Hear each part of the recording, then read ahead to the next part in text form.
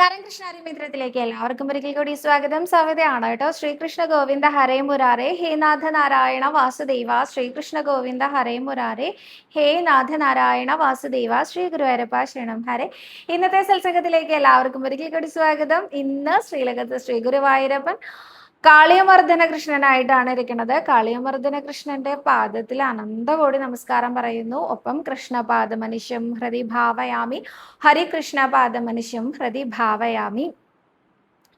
ഉണ്ണികൃഷ്ണന്റെ ആ ഒരു കാളിയമർദ്ദനം ലീല മേൽപ്പത്തൂര് വർണ്ണിക്കുമ്പോൾ ആര് വർണ്ണിക്കുമ്പോഴും പറയുന്ന ഒരു കാര്യമുണ്ട്. ഉണ്ണികൃഷ്ണ, എൻ്റെ ആ ഒരു ശിരസിലും എൻ്റെ അഹങ്കാരമാകുന്ന ശിരസിലും കൂടി അങ്ങയുടെ നൃത്തം നടക്കണേ. എൻ്റെ അഹങ്കാരങ്ങളെല്ലാം, താൻ പോരിമ, താൻ പ്രധാനിത്വം എല്ലാം ഇല്ലാതാവണേ. ഞാൻ എളിമയോടുകൂടിയുള്ള ഭക്തിയുള്ളവളാകണേ എന്ന് പ്രാർത്ഥിക്കാറുണ്ട്. അപ്പോൾ ആ ഒരു പ്രാർത്ഥന ഇന്ന് മുന്നിൽ വെക്കുന്നു. ശ്രീ ഗുരുവായൂരപ്പനെ വീണ്ടും വീണ്ടും വീണ്ടും നമസ്കാരം പറഞ്ഞുകൊണ്ടാണ് ഇന്നത്തെ കഥയുടെ ആരംഭം. ഇന്നത്തെ കഥ കാളിയമർദ്ദനം ആണല്ലോ ശ്രീലകത്ത്. അപ്പൊ അതിനോടനുബന്ധിച്ചുള്ള ഒരു കഥ പറയുന്നതല്ലേ നല്ലത്. പണ്ട് വൃന്ദാവനത്തില് ചെറിയ ഉണ്ണികൃഷ്ണനും ചെറിയ കുഞ്ഞു രാധാദേവിയും ഉള്ള സമയത്ത് ആ രാധയും കൃഷ്ണനും ഏകാന്തത്തിൽ കണ്ടുമുട്ടുന്ന സമയത്ത് കൗമാരപ്രായക്കാരാവാറുണ്ടായിരുന്നു എന്നൊരു കഥയുണ്ട്. അങ്ങനെ ഒരു ദിവസം ഉണ്ണിയും അതുപോലെ തന്നെ രാധാറാണിയും കൂടി കണ്ടുമുട്ടിയ സമയത്ത് കൃഷ്ണൻ രാധയോട് ചോദിച്ചു, രാധ, എന്തൊക്കെയാണ് വൃന്ദാവനത്തിലെ പുതിയ വിശേഷങ്ങള്? സുഖമായിട്ടിരിക്കുന്നില്ലേ എന്ന് ചോദിക്കുന്ന സമയത്ത് രാധാദേവിയെ പറഞ്ഞു, എന്ത് സുഖം കൃഷ്ണ, കുടിക്കാനും കുളിക്കാനും ഒന്നും ഒരു തുള്ളി വെള്ളമില്ലാത്ത അവസ്ഥയിൽ ആർക്കാ സന്തോഷമായിട്ടിരിക്കാൻ സാധിക്കുക എന്ന്. അപ്പോൾ ഭഗവാൻ പറഞ്ഞു, ദാ നമ്മുടെ മുന്നിൽ ഒഴുകുന്നത് ഈ കാളിന്തി നദിയല്ലേ. ഈ കാളിന്തി നദി ഇങ്ങനെ മുന്നിലുണ്ടാവുമ്പോൾ യമുനാ നദി തീരത്ത് ഇരുന്നു കൊണ്ടാണോ പറയണത് വെള്ളമില്ലാന്ന്? ഇങ്ങനെ പറയാൻ പാടോ എന്ന് ചോദിച്ചപ്പോൾ, ഇപ്പൊ ഈ നാട്ടിലൊന്നും അല്ലേ കൃഷ്ണൻ ജീവിക്കണത്? നമ്മുടെ ഈ യമുനാ നദിയിലെ ഈ കാളിന്തിയിലല്ലേ ആ ഉഗ്ര വിഷസർപ്പം കാളിയൻ വന്ന് താമസിക്കുന്നത്. അതുകൊണ്ട് ഈ ജലം മുഴുവൻ വിഷമയമായിട്ടില്ലേ. ഇതില് കുടിക്കാനോ കുളിക്കാനോ ഇറങ്ങാനോ ഒന്നിനും സാധിക്കാത്ത അവസ്ഥയായില്ലേ. നല്ല ബുദ്ധിമുട്ടിലല്ലേ വ്രജവാസികൾ എല്ലാവരും എന്ന് ചോദിച്ചു. അപ്പൊ ഉണ്ണികൃഷ്ണൻ ചിരിച്ചുകൊണ്ട് പറഞ്ഞു, അത്രേ, ഞാൻ നേരെയാക്കിക്കോളാം എന്ന്. ഇത് കേട്ടപ്പോൾ രാധാദേവി ഉറക്കെ ചിരിച്ചുകൊണ്ട് പറഞ്ഞു, അത്രേ, എന്താ പറയണത്? ഇപ്പോ എൻ്റെ മുമ്പിൽ ഇരിക്കുന്ന ഈ താരുണ്യാരംഭരമ്യനായിട്ടുള്ള വലിയ ഉണ്ണിയൊന്നും ആയിട്ടില്ല, കുഞ്ഞുണ്ണികൃഷ്ണനെ ആയിട്ടുള്ളൂ. യശോദമ്മയുടെ നന്ദഗോപരുടെ പേടിക്കാരൻ ഉണ്ണിയായിട്ടേ ഉള്ളൂ. കുഞ്ഞുണ്ണികൃഷ്ണൻ വിചാരിച്ചാൽ എന്താ ചെയ്യാൻ പറ്റുക? ഇത്ര വലിയ വിഷപ്പാമ്പിനെ എന്താ കഥ ചോദിച്ചിരിക്കാൻ തുടങ്ങിയത്രേ. ഉണ്ണികൃഷ്ണൻ മറുപടി ഒന്നും പറഞ്ഞില്ല. നല്ലോണം ഒന്ന് ചിരിച്ചുത്രേ. എന്നിട്ട് അവിടെ നിന്ന് പോയി. എന്നിട്ടോ നേരെ യശോദമ്മയുടെ അടുത്ത്. യശോദമ്മ എല്ലാ ദിവസവും രാത്രിയിൽ ഇങ്ങനെ കഥ പറഞ്ഞു കൊടുക്കും. ഉണ്ണികൃഷ്ണൻ ഈ കഥയൊക്കെ കേട്ടുകൊണ്ടാണ് ഉറങ്ങാറുള്ളത്. അന്നൊരു ദിവസം ഉറങ്ങാൻ കിടന്ന സമയത്ത് ഉണ്ണികൃഷ്ണൻ ചോദിച്ചു അത്ര യശോദമ്മയോട്, നമ്മുടെ ഈ യമുനാ തീരത്ത് അല്ലെങ്കിൽ യമുനാ നദിയിൽ ഒരു വിഷപ്പാമ്പ് വന്നിട്ടുണ്ടോ അമ്മേ എന്ന്. യശോദമ്മയ്ക്ക് പരിഭ്രമായി കേട്ടോ. ഇത്ര കാലം ഉണ്ണികൃഷ്ണനെ അറിയിക്കാതെ കൊണ്ടു നടക്കുകയായിരുന്നു. അപ്പോ യശോദമ്മ പറഞ്ഞു, ഉണ്ട് ഉണ്ട് ഉണ്ട് ഉണ്ണി, അങ്ങനെ ഒരു പാമ്പ് വന്നിട്ടുണ്ട് എന്ന്. കാളിയെന്നാ പേര്? ആ കാളിയെന്നാ പേര് എന്ന് പറഞ്ഞു. എവിടെയാ ഈ കാളിയൻ പാമ്പിനെ കാണാൻ പറ്റുക എന്ന് ചോദിച്ചു. യശോദമ്മ പറഞ്ഞു, സംശയമില്ല, പറഞ്ഞു തരില്ല ഉണ്ണി എന്ന്. അപ്പോ ഉണ്ണികൃഷ്ണൻ പറഞ്ഞു, അതെന്താ അമ്മ അങ്ങനെ പറയണേ ചോദിച്ചു. പറഞ്ഞു തന്നിട്ട് വേണം ഉണ്ണിക്ക് നാളെ തന്നെ അങ്ങോട്ട് പോവാൻ. എനിക്കറിഞ്ഞൂടെ എൻ്റെ കൃഷ്ണനെ. എവിടെ എവിടെ അപകടങ്ങളുണ്ടോ അവിടെ അവിടെ കൃഷ്ണനുണ്ട് എന്നല്ലേ അമ്മയുടെ ഒരു അനുഭവം എന്ന് യശോദമ്മ ചോദിച്ചതും ഉണ്ണികൃഷ്ണൻ പറഞ്ഞു, ശരി, അമ്മ പറഞ്ഞു തരണ്ട. നാളെയും ഈ കൃഷ്ണൻ കളിക്കാൻ കുട്ടികളുടെ കൂടെ പോകൂലോ. ഞങ്ങള് ചില ഗോപാല കുട്ടികള് യമുനാ തീരത്തിന്റെ നദിയുടെ കരയിലല്ലേ കളിക്കാറുള്ളത്. അങ്ങനെ കളിക്കണതിന്റെ ഇടയിൽ ഞങ്ങൾക്കൊന്ന് ദാഹിക്കും, അതല്ലെങ്കിൽ വല്ലാതെ ചൂടെടുക്കണൂന്നൊക്കെ തോന്നുമ്പോ ആ കാളിന്തിയിൽ ഇറങ്ങിക്കൊണ്ട് കയ്യും കാലും ഒക്കെ ഒന്ന് കഴുകാമെന്ന് വിചാരിക്കും. കുറച്ച് വെള്ളമൊക്കെ വായിലെടുത്ത് കുടിക്കാം എന്നൊക്കെ വിചാരിച്ചു കഴിഞ്ഞാൽ എന്താ ചെയ്യാ, എങ്ങനെ എങ്ങനെയാ എന്താ ഉണ്ടാവുക അറിയില്ല എന്നൊക്കെയായി ഉണ്ണികൃഷ്ണൻ. യശോദമ്മയ്ക്ക് അങ്ങോട്ട് പരിഭ്രമായി. അമ്മ പറഞ്ഞു, ഉണ്ണി ഒരിക്കലും ചെയ്യരുതേ, കാളിന്തിയുടെ ഒരു ഭാഗത്ത് ഉണ്ണി ഇറങ്ങണ്ട. അങ്ങനെ പറഞ്ഞാൽ എങ്ങനെയാ അമ്മേ? ഈ കാളിയൻ പാമ്പ് എവിടെയാണ് ഉള്ളത് എന്ന് അറിഞ്ഞാൽ ആ ഭാഗത്തേക്ക് ഉണ്ണി പോവില്ല. അതല്ലാതെയും ഭാഗങ്ങൾ ഉണ്ടാവുമല്ലോ, കാലൊക്കെ ഒന്ന് നനച്ചാലും വലിയ ബുദ്ധിമുട്ടൊന്നും ഇല്ലാത്തത്. അപ്പോ യശോദമ്മ വലിയ കഷ്ടത്തിലായി. അമ്മ പറഞ്ഞു, ശരി, കാളിന്തിയുടെ ആ വടക്കേ അറ്റത്തുള്ള ആ കിഴക്കേ ഭാഗത്തുനിന്നോ അങ്ങനെ എന്തൊക്കെയോ പറഞ്ഞു കൊടുത്തു കേട്ടോ. ഇന്ന ഭാഗത്തേക്ക് പോകണ്ടാട്ടോ ഉണ്ണി, അവിടെയാണ് പലരും ഈ വിഷപ്പാമ്പിനെ കണ്ടിട്ടുള്ളത് എന്ന് പറഞ്ഞു. ഇത് കേട്ടപ്പോൾ ഉണ്ണികൃഷ്ണൻ തലയാട്ടി. പോവില്ല തന്നെയാണ് കേട്ടോ. യശോദമ്മയ്ക്കാണെങ്കിലോ കിടുകിടാ വിറക്കുണ്ട്, ഉണ്ണികൃഷ്ണനാണ് ആള്, നാളെ തന്നെ ഇനി അങ്ങോട്ട് പോവോ നിശല്യാന്ന്. ഉണ്ണിയാണെങ്കിലോ അപ്പൊ തന്നെ മനസ്സിൽ ഉറപ്പിച്ചിട്ടുണ്ട്, ഞാനൊരാൾക്ക് വാക്ക് കൊടുത്തിട്ടുണ്ട്, ഇവനെ ഇവിടെ നിന്ന് പറഞ്ഞയച്ചോളാം എന്ന്. അതുകൊണ്ട് അത് നടപ്പിലാക്കാതെ പറ്റില്ലല്ലോന്ന്. പിറ്റേ ദിവസം കളിക്കാൻ അതേ സ്ഥലമാണ് അത്രേ നമ്മുടെ ഉണ്ണികൃഷ്ണൻ തിരഞ്ഞെടുത്തത്. അതും വെറും കളിയല്ല കേട്ടോ, ഓടിത്തൊട്ടി കളിക്കാറുണ്ട്, ഒളിച്ച് കളിക്കാറുണ്ട്. ഇന്ന് അതൊന്നുമല്ല ഉണ്ണിക്ക് കളിക്കാൻ തോന്നണത്. എന്താ കളിക്കേണ്ടത്? പന്ത് കളിയാണ് അത്രേ കളിക്കേണ്ടത്. പന്ത് കളി കളിക്കുന്നത് എന്തിനു വേണ്ടിയിട്ടാണ്?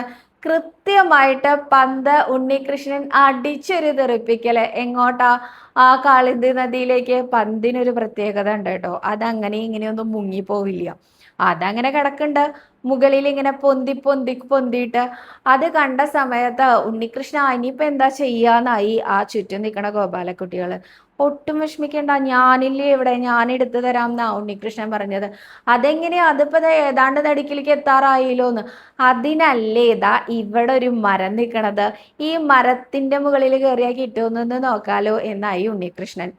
എന്നിട്ടോ ആ കടമ്പ് വൃക്ഷത്തിന്റെ അവിടെ കാലങ്ങട് വെച്ചതാത്രേ. അനേകം കാലമായിട്ട് ഈ കാളിയം പാമ്പിന്റെ വിഷം ഏറ്റേറ്റ് ആ കടമ്പ് വൃക്ഷം കുറേശ്ശെ ഒന്ന് വാടി തുടങ്ങി, അത് കരിഞ്ഞു തുടങ്ങി എന്ന് തന്നെ പറയാം. നമ്മുടെ ഉണ്ണികൃഷ്ണന്റെ ആ ഒരു കുഞ്ഞു താമര പോലെയുള്ള പാദങ്ങള് അതിലങ്ങോട്ട് തൊട്ടതും ആ കടമ്പിനൊക്കെ ഒരു പുതുജീവൻ വന്നുത്രേ. ആ കടമ്പൊക്കെ വല്ലാതെ ഇങ്ങടെ എന്താ പൂത്തുലയാൻ തുടങ്ങിയെന്ന്. അങ്ങനെ ആ സമയത്ത് ഉണ്ണികൃഷ്ണൻ ദാ തൊട്ടു തൊട്ടില്ല എന്നാ ചാഞ്ഞ കൊമ്പിലേക്ക് ഇങ്ങനെ കമിഴ്ന്ന് കിടന്നുകൊണ്ട് തൊട്ടു തൊട്ടില്ല എന്നായി കേട്ടോ. പന്ത് കിട്ടുന്നില്ല, കുറച്ചുകൂടി ദൂരത്തേക്കാ പോയി. അപ്പൊ എന്താ ചെയ്തേ? ഈ 14 ലോകങ്ങളും എൻ്റെ ഉള്ളിലാന്ന് സങ്കല്പിച്ചുകൊണ്ട് ഉണ്ണികൃഷ്ണൻ ഒറ്റച്ചാട്ടം വെച്ചു കൊടുത്തു വെള്ളത്തിലേക്ക്. അതോടുകൂടി എന്താ ഉണ്ടായേ? നല്ലോണം ഓളം വെട്ടാൻ തുടങ്ങി നമ്മുടെ ഈ കാളിന്തി. അതോടുകൂടി കാളിയൻ പാമ്പ് വന്നു എന്നും അതിനുശേഷമാണ് നൃത്തം വെച്ചതെന്ന്, അതിനുശേഷമാണ് ആ രമണക ദ്വീപിലേക്ക് പറഞ്ഞയച്ചതും എന്നൊക്കെയാണ് കേട്ടോ കഥ. ശരിക്കും പറഞ്ഞതാണ്.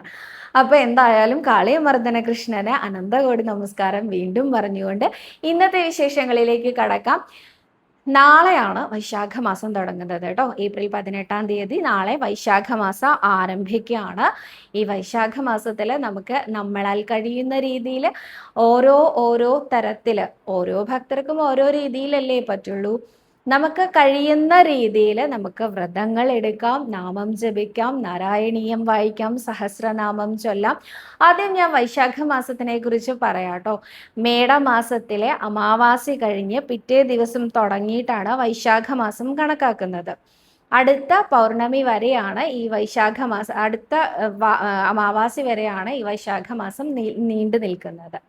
അപ്പോൾ ഇത്തവണ 18-ാം തീയതി തുടങ്ങി മെയ് 16-ാം തീയതി വരെയാണ് വൈശാഖ മാസം വരുന്നത്. വളരെ കുറച്ച് ദിവസങ്ങളേ ഉള്ളൂ. ഈ കുറച്ച് ദിവസങ്ങൾ നമുക്ക് എല്ലാവർക്കും ചേർന്ന് ശ്രീ ഗുരുവായൂരപ്പന്റെ പാദത്തിൽ എത്ര കണ്ട് നാമം ജപിച്ച് സമർപ്പിക്കാൻ പറ്റുമോ അത്രയും നാമം ജപിക്കാം. ഒപ്പം നമുക്കൊരു കണക്ക് വയ്ക്കാം അല്ലേ? നമുക്ക് എല്ലാവർക്കും കൂടിയിട്ട് 3 ലക്ഷം, ഓരോരുത്തരുടെ കാര്യമാട്ടോ ഞാൻ പറയണേ. ആദ്യം ഞാൻ 3 ലക്ഷം എന്നാ കണക്കാക്കിയത്. അപ്പോൾ മിനിമം 10,000 നാമം ഒരു ദിവസം നമ്മൾ ചൊല്ലേണ്ടതായിട്ട് വരും. അങ്ങനെയൊക്കെ ബുദ്ധിമുട്ട് തോന്നുന്ന ആൾക്കാരുണ്ടായിരിക്കും അല്ലേ? അപ്പോൾ നമുക്ക് എല്ലാവർക്കും മീറ്റ് ചെയ്യാൻ പറ്റുന്ന ഒരു തുക, അതല്ലേ നല്ലത്?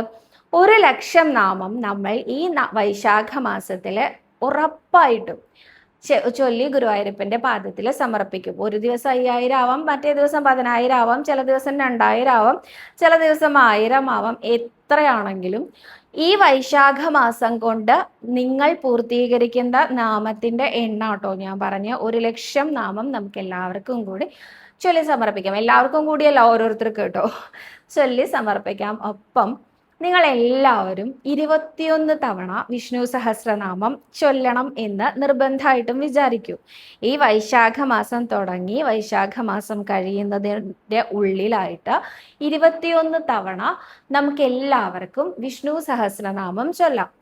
ഒപ്പം 21 തവണ തന്നെ നമുക്ക് എല്ലാവർക്കും നാരായണ കവച മന്ത്രം ചൊല്ലാം. ഇതേമാതിരി തന്നെ നാരായണീയം നമുക്ക് ഒരു മുറ മുഴുവനായിട്ടും ചൊല്ലാം. ഇതാണ് ഞാൻ പറയുന്ന ഈ വൈശാഖ മാസത്തിന്റെ വ്രതാനുഷ്ഠാനങ്ങളിൽ പെടുത്തേണ്ടത്. അപ്പോൾ പല അമ്മമാരും പറയും നാരായണീയം വായിക്കാൻ അറിയില്ല കുട്ടി, നാരായണ കവചം ഒട്ടും ചൊല്ലിയിട്ടില്ല കുട്ടി എന്നൊക്കെ. അങ്ങനെയുള്ള ആളുകൾക്ക് അതിനുള്ള ഓപ്ഷനും പറഞ്ഞു തരാട്ടോ. ഈ എത്രത്തോളം നമ്മൾ കീർത്തനം ചെയ്യുന്നോ അത്രത്തോളം തന്നെ പ്രാധാന്യമുണ്ട് ശ്രവണത്തിനും, അതായത് കേൾക്കുന്നതിനും. അപ്പൊ നിങ്ങൾ ഒരു കാര്യം ചെയ്യൂ, നാരായണ കവചം അറിയാത്തവർക്ക്, വിഷ്ണു സഹസ്രനാമം അറിയാത്തവർക്ക്, നാരായണീയം അറിയാത്തവർക്ക് ഇതൊക്കെ യൂട്യൂബിൽ കിട്ടും. അപ്പൊ നിങ്ങൾ എല്ലാവരും ഒരു ദിവസം ഒരു 5 ദശകം വച്ചെങ്കിലും നാരായണീയം കേൾക്കൂ. കേട്ടാലും അതിന്റെ പുണ്യമുണ്ട്. നാരായണ കവച മന്ത്രം കേൾക്കൂ, കേട്ടാൽ മതിയിലോ. വിഷ്ണു സഹസ്രനാമം കേൾക്കൂ, അത് കേൾക്കുന്നതേ പുണ്യമാണല്ലോ. ഈ കേൾക്കുന്ന സമയത്ത് മുഴുവൻ നാരായണ നാമം ചൊല്ലിക്കോളൂ. ഇനി അനേകം പേർക്ക് സംശയം ഉണ്ടാവും, ഞങ്ങൾക്ക് പോലെ ഉണ്ട്, അല്ലെങ്കിൽ ഞങ്ങൾക്ക് വാലായ്മ ഉണ്ട്, അല്ലെങ്കിൽ ഞങ്ങൾ പീരീഡ്സിലാണ്, എന്ത് ചെയ്യും എന്ന്. കേൾക്കുന്നതിന് ഇതൊരു തടസ്സവും ഇല്ല കേട്ടോ. നിങ്ങൾക്ക് എന്ത് വേണമെങ്കിലും കേൾക്കാം. ഈ ഒരു സമയത്ത് നിങ്ങൾക്ക് പോലെ ഉണ്ടെങ്കിലും വാലായ്മ ഉണ്ടെങ്കിലും പീരീഡ്സ് ആണെങ്കിലും ഒക്കെ കേൾക്കാം. അപ്പൊ കേൾക്കുന്നത് കൊണ്ട് ഒട്ടും പരിഭ്രമിക്കേണ്ട, അതൊന്നാമത്തെ കാര്യം. ഇനി നാരായണ നാമം ചൊല്ലാൻ നിങ്ങൾ ഒരു നേരവും കാലവും നോക്കണ്ട, ഏത് സമയത്തും ചൊല്ലാം, എങ്ങനെയും ചൊല്ലാം നാരായണ നാമം കേട്ടോ. അപ്പോൾ അതായില്ലോ. അപ്പൊ ഇത്രയും കാര്യങ്ങൾ നമുക്ക് ചെയ്യാൻ സാധിക്കണം. ഒപ്പം നിങ്ങൾ എല്ലാവരും പീരീഡ്സ് ആണെങ്കിലും പോലെ ആണെങ്കിലും വാലായ്മയാണെങ്കിലും എന്ത് തന്നെയാണെങ്കിലും നിങ്ങൾ എല്ലാവരും ചെയ്യേണ്ടത് രാവിലെ 6 മണിക്ക് മുൻപായിട്ട് കുളിച്ചോളൂ. എല്ലാവരും രാവിലെ 6 മണിക്ക് മുൻപായി എഴുന്നേറ്റ് കുളിക്കുക. തൊട്ടടുത്തുള്ള ക്ഷേത്രത്തിലൊന്ന് പോയി തൊഴുതു വരാൻ സാധിക്കുന്നവരാണെങ്കിൽ ചെയ്തോളൂ കേട്ടോ. ഒപ്പം ഒരിക്കലെങ്കിലും നിങ്ങൾ ഇവിടെ ഗുരുവായൂർ അമ്പലത്തിൽ വന്ന് തൊഴാൻ ശ്രമിച്ചു നോക്കൂ. സാധിക്കാണ്ടിരിക്കില്ല എന്ന് തന്നെയാണ് എനിക്ക് തോന്നണേ. ഒരിക്കലെങ്കിലും നിങ്ങൾ ഗുരുവായൂർ അമ്പലത്തിൽ ഒന്ന് വന്ന് തൊഴുതു നോക്കൂ, പറ്റുന്നവര്. ഇനി അത് പറ്റില്ല ചിട്ട് ഒട്ടും വിഷമിക്കൊന്നും വേണ്ട, അടുത്തുള്ള ക്ഷേത്രത്തിൽ പോയിക്കോളൂ, പ്രദക്ഷിണം വെച്ചോളൂ കേട്ടോ. ഗുരുവായൂർ അമ്പലത്തിൽ വരാൻ പറ്റുന്നവരാണെങ്കിൽ വരൂ, തൊഴൂ, നമസ്കരിക്കൂ, അടിപ്രദക്ഷിണം വയ്ക്കൂ. ശയന പ്രദക്ഷിണം ചെയ്യാൻ പറ്റുന്നവരാണെങ്കിൽ ശയന പ്രദക്ഷിണം ചെയ്യൂ. ഇതൊക്കെയാണ് എനിക്ക് നിങ്ങളോട് പറയാനുള്ള സജഷൻസ്. ഇനി ഇതിൽ എങ്ങനെയാണ് വ്രതം നോൽക്കേണ്ടത് എന്നാണെങ്കിൽ, കഴിയാവുന്നതും നിങ്ങൾക്ക് മാക്സിമം കഴിയാവുന്നതും പുറത്തു നിന്നുള്ള ഭക്ഷണം ഒഴിവാക്കി സ്വന്തമായിട്ട് പ്രിപ്പയർ ചെയ്ത് കഴിക്കുകയാണെങ്കിൽ അത് നന്നായി. പറ്റുന്നവരങ്ങനെ ചെയ്യൂ കേട്ടോ. എനിക്ക് പറ്റില്ല, എനിക്ക് 100% ഉറപ്പാണ്. ഇതിൻ്റെ ഇടയിൽ ഒരു 10 പ്രാവശ്യം എനിക്ക് യാത്രയുണ്ട്. യാത്രയിൽ ഭക്ഷണം കഴിക്കാണ്ടിരിക്കാനൊന്നും പറ്റില്ലല്ലോ. അപ്പോൾ പുറത്തുനിന്ന് കഴിക്കേണ്ടി വരും, എനിക്ക് അറിയാം. പറ്റാവുന്ന ദിവസങ്ങളിലെല്ലാം നമ്മളത് ഫോളോ ചെയ്തോളൂ. അതേമാതിരി തന്നെ നോൺ വെജ് കഴിയുമെങ്കിൽ ഉപേക്ഷിക്കൂ കേട്ടോ. ഈ ഒരു കുറച്ച് ദിവസമല്ലേ വേണ്ടൂ. അപ്പോൾ ഒഫെൻസീവായിട്ട് എടുക്കരുത്. നിങ്ങൾ കഴിയാവുന്നവർ നോൺ വെജ് ഉപേക്ഷിച്ചോളൂ. അപ്പോൾ പല അമ്മമാരുടെയും സംശയം ഉണ്ടാവും, നോൺ വെജ് കുക്ക് ചെയ്യാമോ, കഴിക്കില്ല എന്ന്. നിങ്ങളുടെ ജീവിത സാഹചര്യമല്ലേ. നമ്മളുടെ പോലെ തന്നെ വ്രതാനുഷ്ഠാനങ്ങളോടുകൂടി പോകണം. വീട്ടിലുള്ള എല്ലാവരും എന്ന് പറഞ്ഞാൽ ചിലപ്പോൾ അവരെന്താ പറയാന്നറിയോ, നിനക്ക് ഒരു വ്രതവും വേണ്ട, നിന്റെ ഒരു വ്രതം എന്ന് പറഞ്ഞ് ചിലപ്പോൾ അതും മുടക്കാൻ സാധ്യതയുണ്ട് അല്ലേ. അതുകൊണ്ട് നമ്മൾ വ്രതം അനുഷ്ഠിക്കേണ്ടത് നമ്മളും ഗുരുവായൂരപ്പനും മാത്രം അറിഞ്ഞാൽ മതിയല്ലോ. അപ്പോൾ കഴിക്കാതിരിക്കാൻ ശ്രമിച്ചോളൂ കേട്ടോ. അതേമാതിരി തന്നെ കുളിച്ചിട്ടേ പാചകം ചെയ്യാൻ പാടുള്ളൂ, അത് മാത്രമേ കഴിക്കാൻ പാടുള്ളൂ. തലേ ദിവസത്തെ ഭക്ഷണം ഒഴിവാക്കിക്കോളൂ. ഫ്രിഡ്ജിൽ വെച്ച് ചൂടാക്കി കഴിക്കുന്ന സമ്പ്രദായം ഉണ്ടല്ലോ, കഴിയുമെങ്കിൽ അതും വേണ്ടാന്ന് വെച്ചോളൂ. ഇതൊക്കെ കഴിയുമെങ്കിൽ എന്നാണ് കേട്ടോ. ഇതൊന്നും എനിക്ക് ചെയ്യാൻ പറ്റിയില്ല, അപ്പൊ എൻ്റെ വൈശാഖ വ്രതം ഭഗവാൻ സ്വീകരിക്കില്ല, അങ്ങനെയൊന്നും വിചാരിക്കേണ്ട. നിങ്ങൾക്ക് സാധിക്കുന്ന പോലെ. അതേമാതിരി തന്നെ ഒരു നേരം മാത്രം അരിയാഹാരം കഴിച്ചുകൊണ്ട് നോൽക്കാൻ ശ്രമിച്ചു നോക്കൂ. സാധിക്കാണ്ടിരിക്കില്ല എന്ന് തന്നെയാണ് എനിക്ക് തോന്നണേ. പിന്നെ വേറൊരു ഇമ്പോർട്ടൻ്റ് ആയിട്ടുള്ള കാര്യം എന്താണെന്ന് വെച്ചാൽ, പക്ഷി മൃഗാദികൾക്ക് വെള്ളം കൊടുത്തോളൂ. അതിനെന്താ ചെയ്യേണ്ടതെന്ന് ചോദിച്ചാൽ നിങ്ങളുടെയൊക്കെ വീടുകളിൽ പുറത്തെ ഏതെങ്കിലും ഒരു മതിലുമ്പോൾ കുറച്ച് പാത്രത്തിൽ വെള്ളം വെച്ചാൽ മതി. വളരെയധികം ചൂട് കൂടിക്കൊണ്ടിരിക്കുകയാണ്. അപ്പോൾ മൃഗാദികൾക്കൊക്കെ ഭക്ഷണം കൊടുക്കുന്നതും വെള്ളം കൊടുക്കുന്നതും ഒക്കെ അതിവിശേഷമാണ് കേട്ടോ. അത് നിങ്ങൾ ചെയ്തോളൂ. കഴിയുന്ന മുറയ്ക്ക് ദാനം ചെയ്തോളൂ കേട്ടോ. ദാനം ചെയ്യാന്ന് പറഞ്ഞാൽ പാത്രം അറിഞ്ഞ് മാത്രം ദാനം ചെയ്യുക. ദാനം ചെയ്യാണ് എന്ന് കരുതിയിട്ട് വഴിയിൽ കാണുന്ന യാചകർക്ക് ഭിക്ഷക്കാർക്കും ഒക്കെ പണം കൊടുക്കണം എന്നൊന്നും ഞാൻ പറഞ്ഞതിന് അർത്ഥമില്ല കേട്ടോ. അങ്ങനെയൊന്നും ചെയ്യണ്ട. യാചകരെ ഭിക്ഷക്കാരെ ഒക്കെ നിരോധിക്കാൻ വൈകി എന്നുള്ള അഭിപ്രായക്കാരിയാണ് ഞാൻ. അത് വളരെയധികം സാമൂഹ്യ പ്രശ്നങ്ങൾ ഉണ്ടാക്കുന്നു എന്ന ഒരു ബോധമുള്ളവളാണ് ഞാൻ. അതുകൊണ്ട് ഞാൻ അതിനെയൊന്നും പ്രോത്സാഹിപ്പിക്കില്ല. പക്ഷെ വളരെ അത്യാവശ്യമുള്ള ആളുകളെ നമുക്ക് ചുറ്റും നോക്കിയാൽ നമുക്ക് കാണാൻ സാധിക്കും. അവർക്കൊരു 100 രൂപ കിട്ടിയാൽ അതേ പുണ്യം എന്ന് വിചാരിക്കുന്നവരുണ്ടായിരിക്കും. അങ്ങനെയുള്ള ആരെയെങ്കിലും നിങ്ങൾക്ക് നേരിട്ട് പരിചയമുണ്ടെങ്കിൽ നിങ്ങൾ ദാനം ചെയ്യാൻ ശ്രമിക്കൂ. അതിപ്പോൾ ഭക്ഷണമാവാം, വസ്ത്രമാവാം, പണമാവാം, എന്താണെങ്കിലും അവരുടെ ആവശ്യത്തിനനുസരിച്ച് നിങ്ങൾ അവർക്ക് കൊടുക്കാനായിട്ട് ശ്രമിക്കൂ. എന്തിനാ ഇതൊക്കെ ഇങ്ങനെ ശ്രമിക്കണമെന്ന് ചോദിച്ചാൽ വൈശാഖ കാലത്ത് എന്ത് ചെയ്താലും ഇരട്ടി ഫലം ലഭിക്കും എന്നാണ് പറയാലോ. ഇനി വൈശാഖ മാസത്തിനെ കുറിച്ച് പറയുകയാണെങ്കിൽ ലക്ഷ്മി ദേവിയോട് കൂടി ലക്ഷ്മി സമേതനായ വിഷ്ണു സാന്നിധ്യം ഭൂമിയിൽ ഏറ്റവും അധികം അനുഭവപ്പെടുന്ന ഒരു കാലഘട്ടമാണ് ഈ വൈശാഖ മാസം എന്നാണ് പറയാം. അതുകൊണ്ടാണ് അങ്ങനെ ചെയ്തോളൂ എന്ന് വീണ്ടും വീണ്ടും പറയണേ കേട്ടോ. അപ്പോൾ അതൊക്കെ തന്നെയാണ് ഈ ഒരു വൈശാഖ മാസത്ത് നമുക്ക് ചെയ്യാൻ പറ്റുന്നത്. ഇനി സവിതയ്ക്ക് എന്താ ചെയ്യാൻ പറ്റുകയെന്ന് ചോദിച്ചാൽ ഞാൻ നിങ്ങൾക്ക് എല്ലാ ദിവസവും നിർമാല്യവും നീലാംബരിയുമായി വരാം എന്ന ഒരു വാഗ്ദാനമാണ് എനിക്ക് തരാനുള്ളത് കേട്ടോ. അതാണ് എൻ്റെ വൈശാഖത്തിലെ ഉപാസനയായിട്ട് ഞാൻ കൊണ്ടു നടക്കാൻ ഉദ്ദേശിക്കുന്നത്. ശ്രീ ഗുരുവായൂരപ്പൻ്റെ അനുഗ്രഹം ഉണ്ടെങ്കിൽ കേട്ടോ. അപ്പോൾ അതുപോലെ കൊണ്ടുപോകാല്ലേ നമുക്ക്. അപ്പോൾ ഇതൊക്കെയാണ് ഇന്നത്തെ എൻ്റെ വൈശാഖ മാസത്തിൻ്റെ സജഷൻസും എല്ലാം. ബാക്കി എന്തെങ്കിലും ഉണ്ടെങ്കിൽ നിങ്ങൾ എന്നോട് പറഞ്ഞോളൂ കേട്ടോ. ഞാൻ അതുപോലെ ഫോളോ ചെയ്യാം. ഞാൻ വിട്ടുപോയ എന്തെങ്കിലും പോയിന്റ്സ് ഉണ്ടെങ്കിലും താഴെ ഓർമ്മിപ്പിക്കാൻ മറക്കരുത്. അപ്പോൾ ഇന്നത്തെ ചോദ്യങ്ങൾ നോക്കാം അല്ലേ. സവിതയുടെ വീഡിയോ കാണുമ്പോൾ ടാലിക്കൊണ്ടറിൽ നാരായണനാമം ചൊല്ലാറുണ്ട്. വല്ല തെറ്റും ഭഗവാൻ ഉണ്ടാകുമോ? ഒരു പേടി തോന്നുന്നു എന്ന് പറഞ്ഞു തരൂ. പ്രസന്ന ചേച്ചിയുടെ ഈ ചോദ്യം ഇതിനു മുമ്പ് ഞാൻ കണ്ടതാണ്. എനിക്ക് വളരെ സങ്കടം തോന്നി. അതുകൊണ്ടാണ് ഞാനത് എടുക്കാതിരുന്നത് കേട്ടോ. എപ്പോഴും നാമം ചൊല്ലാന്ന് ഞാനൊരു 10,000 വട്ടം ആവർത്തിച്ച് പറയുന്നുണ്ട്. എന്തിനാണ് ഒരു നല്ല കാര്യം ചെയ്യുമ്പോൾ, അതായത് ഇപ്പോൾ നല്ല കാര്യം എന്ന് പറയുന്നത് ഞാൻ ഇവിടെ സംസാരിക്കുന്നത് ഒന്നും സവിതയെ കുറിച്ചോ പ്ലാക്കുടി ഇല്ലത്തിനെ കുറിച്ചോ ഈശാനൻ നമ്പൂതിരിയെ കുറിച്ചോ രാജ്കമൽ നമ്പൂതിരിയെ കുറിച്ചോ ഒന്നുമല്ല, ശ്രീ ഗുരുവായൂരപ്പനെ പറ്റിയിട്ടാണ്. അപ്പോൾ ഈ ശ്രീ ഗുരുവായൂരപ്പനെ പറ്റി കേൾക്കുന്ന സമയത്ത് നാമം ചൊല്ലുന്നതിൽ എന്താ തെറ്റുള്ളത്? ഏത് സമയത്തും നമ്മൾ രണ്ടുപേരും തമ്മിൽ സംസാരിക്കുകയാണ്, ആ ഓപ്പോസിറ്റ് നിൽക്കുന്ന ആളാണ് സംസാരിക്കുന്നത്, നമ്മൾ ശ്രോതാവാണ് എങ്കിൽ ആ സമയത്ത് പോലും നാമം ജപിക്കാം. ഒരു നിമിഷം പാഴാക്കാതെ നാമം ജപിക്കാം. ഇതൊരു ചോദ്യമാണോ? എനിക്ക് നല്ല വിഷമമുണ്ട് കേട്ടോ. കാരണം എൻ്റെ സ്ഥിരം പ്രേക്ഷകയാണ് പ്രസന്ന ചേച്ചി. അപ്പോൾ പ്രസന്ന ചേച്ചിയോട് എന്നല്ല, എൻ്റെ സ്ഥിരം പ്രേക്ഷകരോട് എല്ലാവരോടും ഞാൻ എപ്പോഴും പറയുന്ന ഒരു കാര്യമാണ്, ഏത് സമയത്തും നമുക്ക് നാമം ജപിക്കാം. ഇന്ന സമയം എന്നൊന്നുമില്ല, എപ്പോഴും നമുക്ക് നാമം ജപിക്കാം. അപ്പൊ അതൊരു ചോദ്യമേ അല്ല കേട്ടോ. അടുത്തതായിട്ട് തുലാഭാരം ചെയ്യാൻ അവിടെ വന്നതിന് ശേഷം റെസിപ്റ്റ് എടുത്താൽ മതിയോ അതോ തലേ ദിവസം വന്ന് എടുക്കണോ? വെള്ളം അമ്പലത്തിൽ കിട്ടുമല്ലോ എന്നാണ് രഞ്ജനി നായർ ചോദിച്ചിരിക്കുന്നത്. വെള്ളം എന്നാണോ? സ്പെല്ലിംഗ് മിസ്റ്റേക്ക് ആയി പോയതാണോ? അതോ വെള്ളം, ശർക്കരയ്ക്ക് വെള്ളം എന്നൊക്കെ പറയില്ലേ, അതാണോ എന്നറിയില്ല. ശർക്കരയാണെങ്കിലും തീർത്ഥമാണെങ്കിലും ഇവിടെ തന്നെയാണ് കേട്ടോ. ലഭ്യമായ ദ്രവ്യം തന്നെയാണ്. തുലാഭാരത്തിന് മുൻകൂട്ടി റെസിപ്റ്റ് എടുക്കേണ്ട കാര്യമേ ഇല്ല, വന്ന് പറഞ്ഞാൽ മാത്രം മതി കേട്ടോ. അടുത്തതായിട്ട് അംബിക എന്ന ഭക്തയാണ് ചോദിച്ചിരിക്കുന്നത്. ഭഗവാന്റെ പാദത്തിൽ അനന്തോട് നമസ്കാരം. സവിത, ഞാൻ ഒരു അമ്മയോട് കാര്യം പറഞ്ഞു മനസ്സിലാക്കി കൊടുത്തത് അവർക്ക് വലിയ വിഷമായി പോയി. എനിക്കതിന് പാപം കിട്ടുമോ? എനിക്കും അത് വിഷമമായതുകൊണ്ടാണ് ഇനി അങ്ങനെ പറയരുത് എന്ന് മനസ്സിലാക്കി കൊടുത്തത്. അങ്ങനെ ചെയ്തില്ലെങ്കിൽ അവർ ഇപ്പോഴും ഈ ആഗ്രഹം എന്നെ കാണുമ്പോഴൊക്കെ ആഗ്രഹിക്കുമല്ലോ, അത് എനിക്ക് നല്ലതല്ലല്ലോ എന്ന വിഷമം ഉള്ളതുകൊണ്ടാണ് അങ്ങനെ ചെയ്തത്. ഭഗവാൻ എന്നോട് പൊറുക്കില്ലേ? സവിത, ഓരോ അനുഭവം കൊണ്ടാണ് അതിനെ തിരുത്താൻ ശ്രമിച്ചത്. എനിക്ക് വിഷമമുണ്ട്. എനിക്ക് വേണ്ടി അനുകൂലമായ ഒരു വാക്ക് പോലും പറയാൻ ആരുമില്ല. ഭഗവാനുണ്ടല്ലോ, വേറെ ആരെങ്കിലും എന്തിനാ?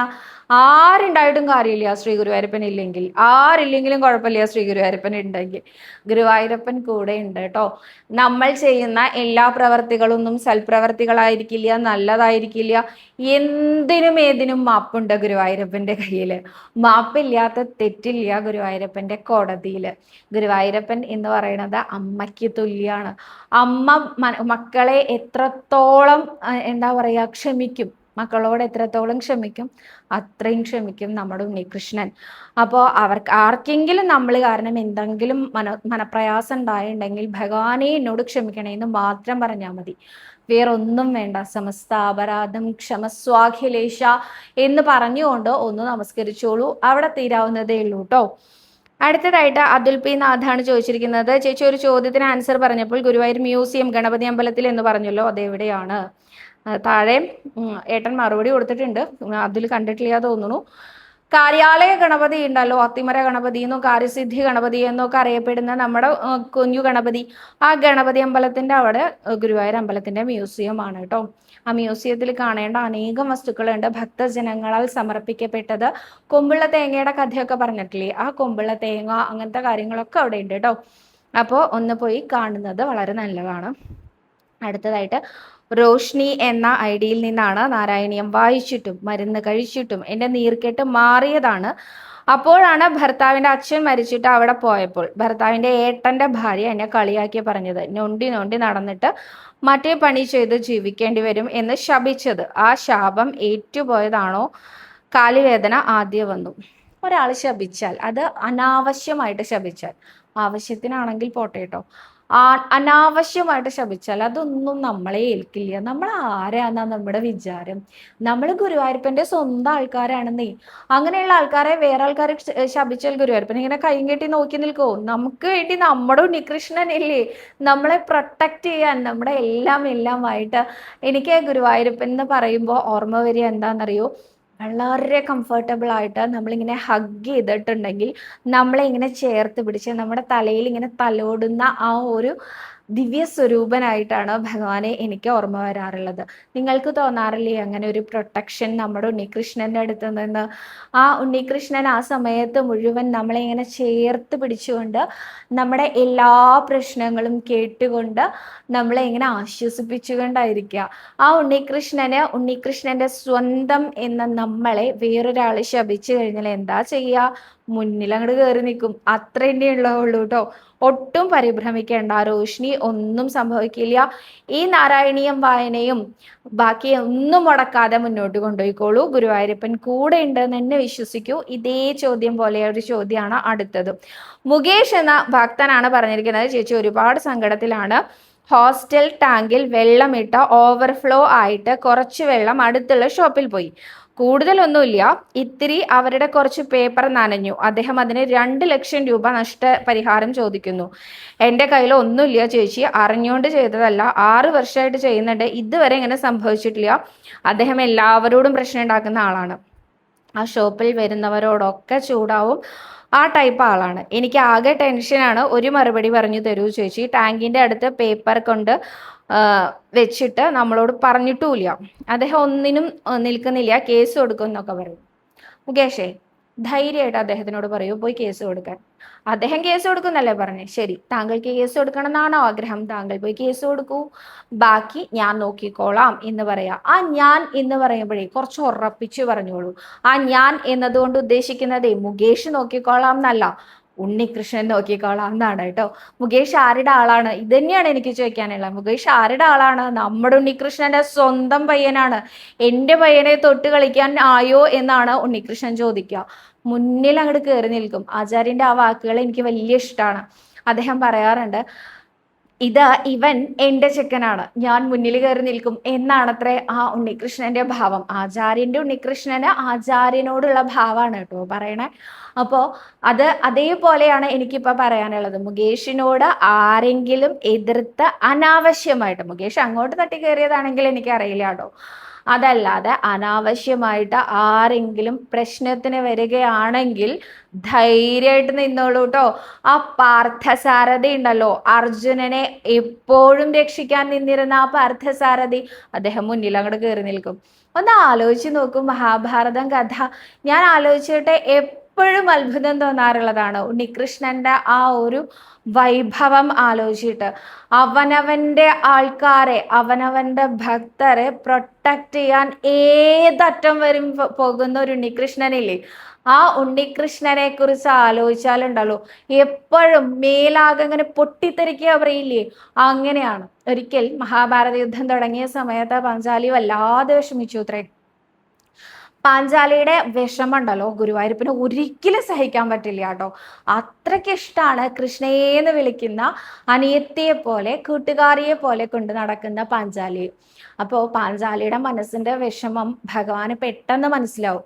പാഞ്ചാലിക്ക് ആകെ കൂടി ഒരു നിരാശ പോലെയൊക്കെ തോന്നി തുടങ്ങി. തൻ്റെ കേശഭാരം, അഴിഞ്ഞു വീണ കേശഭാരത്തിന് കണക്ക് ചോദിക്കാനാണ് തൻ്റെ എല്ലാ ഭർത്താക്കന്മാരും പോകുന്നത്.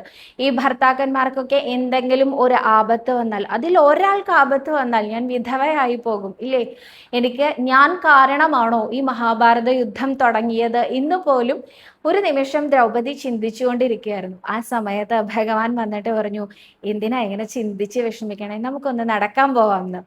അങ്ങനെ ദ്രൗപദി ഭഗവാനും കൂടിയിട്ട് വർത്താനം പറഞ്ഞ് നടന്ന് അവരെത്തിയത് എവിടേക്കാണെന്നറിയോ, ഭീഷ്മ പിതാമഹന്റെ ആ ഒരു ടെന്റിലേക്ക്. ടെന്റ് എന്ന് പറഞ്ഞാൽ യുദ്ധത്തിന്റെ സമയത്ത് അദ്ദേഹത്തിന്റെ വിശ്രമ ഏരിയയിലേക്കാണ് പോയത്. അവിടെ എത്തിയപ്പോൾ ഈ ഭഗവാന് പാഞ്ചാലിയെ എത്ര ഇഷ്ടമാണോ അത്രയും തന്നെ ഇഷ്ടാട്ടോ ഭീഷ്മർക്ക് പാഞ്ചാലിയോട് വലിയ ആദരവും ഇഷ്ടവും വാത്സല്യവും ഒക്കെ ഉണ്ട് അദ്ദേഹത്തിന്. അത്രയധികം എന്താ പറയാ, ധീരയായ രാജകുമാരിയാണ്, എൻ്റെ പുത്രിയാണ് എന്ന ഒരു ഭാവമൊക്കെ ഉണ്ട്. അദ്ദേഹം കണ്ടു ഉടനെ പറഞ്ഞു പാഞ്ചാലിയോട് നമസ്കരിച്ചോളൂ എന്ന്. പാഞ്ചാലി വേഗം നമസ്കരിച്ചു ഭീഷ്മ പിതാമഹനെ. അദ്ദേഹം പറഞ്ഞു ദീർഘസുമംഗലി ഭവ എന്ന്. ഇത് കേട്ടപ്പോ ഭഗവാൻ ചിരിച്ചുത്രേ അദ്ദേഹത്തിനെ നോക്കിയിട്ട്. എന്താ കാരണം? ഇദ്ദേഹം ഉണ്ടല്ലോ കഴിഞ്ഞ കുറച്ച് ദിവസമായ അർജുനനുമായിട്ട് ഘോര യുദ്ധത്തിലാണ് കേട്ടോ. അർജുനന് ഒരു ജീവഹാനി സംഭവിപ്പിക്കാൻ ഭീഷ്മർ വിചാരിച്ചാൽ ഏറ്റവും എളുപ്പത്തിൽ സാധിക്കും. അത് കൃഷ്ണൻ അറിയുകയും ചെയ്യാം. ഇപ്പൊ ആരെയാ അനുഗ്രഹിച്ചിരിക്കണേ? പാഞ്ചാലിനെ അനുഗ്രഹിച്ചിരിക്കണേ. എന്താ അനുഗ്രഹിച്ചിരിക്കണേ? ദീർഘസുമംഗലി ഭവ എന്നാ പറഞ്ഞിരിക്കണേ. ഇത്രയും നല്ലൊരു അനുഗ്രഹം കിട്ടിയ സ്ഥിതിക്ക് ഇനി എന്തെങ്കിലും പറ്റുമോ? അർജുനനും നകുലനും സഹദേവനും ഭീമനും യുധിഷ്ഠിരനും ആർക്കും ഒന്നും പറ്റില്ല. കാരണം എന്താ? ഭീഷ്മന്റെ വാക്ക് എന്തായാലും സത്യമായല്ലേ പറ്റൂ. അപ്പോ പാഞ്ചാലിയോട് പറഞ്ഞു, ഇപ്പൊ സമാധാനായില്ലേ, ഇനി ഈ ദീർഘസുമംഗലി ആയിട്ട് തന്നെ ഇരിക്കുന്ന ഉറപ്പായില്ലേ എന്ന് തിരിച്ചു വരുന്ന സമയത്ത് ഭഗവാൻ ചോദിച്ചുത്രേ. അപ്പൊ പാഞ്ചാലി ചോദിച്ചുത്രേ, ഭഗവാനെ ഇത് അങ്ങേക്ക് അനുഗ്രഹിച്ചാൽ പോരെ? അങ്ങ് അനുഗ്രഹിച്ചാലും ഇതേ ഫലല്ലേ കിട്ടാന്ന്. അപ്പൊ ഭഗവാൻ പറഞ്ഞു, എൻ്റെ ഭക്തന്റെ വാക്ക് സത്യാക്കുക എന്നുള്ളത് എൻ്റെ ഒരു നിഷ്ഠയാണ് എന്ന്. അപ്പോ ഭഗവാന്റെ ഏറ്റവും വലിയ ഭക്തരിൽ ഒരാളാണ് ഭീഷ്മൻ അല്ലേ? ആ ഭീഷ്മരുടെ വാക്ക് സത്യാക്കണം എന്നുള്ളത് ഭഗവാന്റെ നിശ്ചയമാണ്. അപ്പോൾ ഭഗവാൻ പറയാണ്, എൻ്റെ അനുഗ്രഹത്തിനേക്കാൾ ഒരുപടി മുകളിലാണ് എൻ്റെ ഭക്തന്റെ അനുഗ്രഹം എന്ന്. അത്രയധികം ഭക്തവാത്സല്യം ഉള്ള നമ്മുടെ ഉണ്ണികൃഷ്ണൻ കൂടെ ഉണ്ടാവുമ്പോൾ എന്തിനാ മുകേഷ് പേടിക്കണേ? എന്തിനാ ഇങ്ങനെ ടെൻഷൻ അടിക്കണേ? പോകാൻ പറയൂ അദ്ദേഹത്തിനോട്, പോയിട്ട് കേസ് കൊടുത്തിട്ട് വരും, ബാക്കി നമുക്ക് അവിടെ വെച്ച് കാണാമെന്ന് ധൈര്യമായിട്ട് പറഞ്ഞോളൂ. കുട്ടിയുടെ മുമ്പില് അല്ലെങ്കിൽ കുട്ടിയുടെ കൂടെ കൈ ചേർത്ത് പിടിച്ചു നിൽക്കാൻ നമ്മുടെ ഉണ്ണികൃഷ്ണനുണ്ട്. ധൈര്യമായിട്ടിരിക്കൂ, വിശ്വസിക്കൂ കേട്ടോ. അപ്പോ ഇനിയും ചോദ്യങ്ങൾ ഉണ്ടെങ്കിലും എടുക്കാൻ നിവർത്തില്ല എന്നാ തോന്നണേ. അത്രയും സമയമായില്ലോ. അപ്പൊ ഞാൻ നാളെ ബാക്കിയുള്ള ചോദ്യങ്ങൾ കൊണ്ടുവന്നാൽ മതിയോ? അപ്പൊ ഇത്രയുള്ള വിശേഷങ്ങൾ. സർവരോഗ വിനാശന, സർവപാപ വിനാശന, സർവ ദുഃഖ വിനാശന, സർവസൗഖ്യപ്രദായക ശ്രീ ഗുരുവായൂരപ്പ ശരണം ഹരേ.